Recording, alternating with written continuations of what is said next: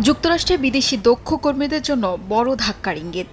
সবচেয়ে জনপ্রিয় H-1B ক্যাটাগরির ভিসা কর্মসূচিতে বড় পরিবর্তনের উদ্যোগ নেওয়া হয়েছে। প্রেসিডেন্ট ডোনাল্ড ট্রাম্প প্রশাসনের সমর্থনে রিপাবলিকান সিনেটর টিম শিহি সিনেটে অ্যান্ড H-1B অ্যাবিউজড অ্যাক্ট শীর্ষক একটি বিল উত্থাপন করেন। প্রস্তাব অনুযায়ী আগামী ৩ বছরের জন্য নতুন কোনো H-1B ভিসা ইস্যু করা হবে না। এ সময় পুরো কর্মসূচি পুনর্মূল্যায়ন করে ভবিষ্যতে আরও কঠোর শর্তে ভিসা চালুর পরিকল্পনা রয়েছে।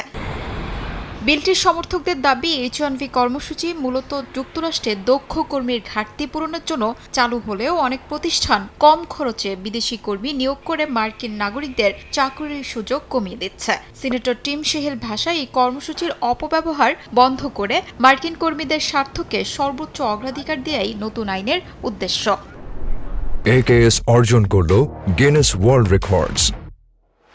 AKS প্রস্তাবিত বিলে ট্রাম্প প্রশাসনের আগে ঘোষিত প্রতিটি H-1B আবেদনের জন্য $1,00,000 ফি আইনগতভাবে বাধ্যতামূলক করার কথাও বলা হয়েছে। পাশাপাশি বর্তমান লটারি পদ্ধতি বাতিল করে বেতনভিত্তিক নির্বাচন ব্যবস্থা চালুর প্রস্তাব রয়েছে। তৃতীয় পক্ষের স্টাফিং এজেন্সির মাধ্যমে নিয়োগ, একাধিক প্রতিষ্ঠানে একসঙ্গে কাজের সুযোগ এবং H-1B ভিসাধারীদের গ্রিন কার্ডের জন্য আবেদন করার বর্তমান সুবিধাও সীমিত বা বাতিল করার কথাও বলা হয়েছে।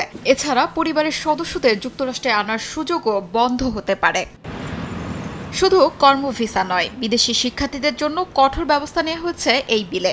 অপশনাল প্র্যাকটিক্যাল ট্রেনিং বা OTP কর্মসূচি বাতিল এবং নির্দিষ্ট এক্সচেঞ্জ ভিসাধারীদের কাজের অনুমতি প্রত্যাহারের প্রস্তাব রাখা হয়। একই সঙ্গে ফেডারেল সরকারি সংস্থাগুলোতে অভিবাসী ভিসাধারীদের নিয়োগে নিষেধাজ্ঞার কথাও বলা হয়েছে। তবে এসব পরিবর্তন কার্যকর হতে হলে বিলটি প্রথম সিনেট, এরপর প্রতিনিধি পরিষদে পাশ হয়ে প্রেসিডেন্টের স্বাক্ষর পেতে হবে।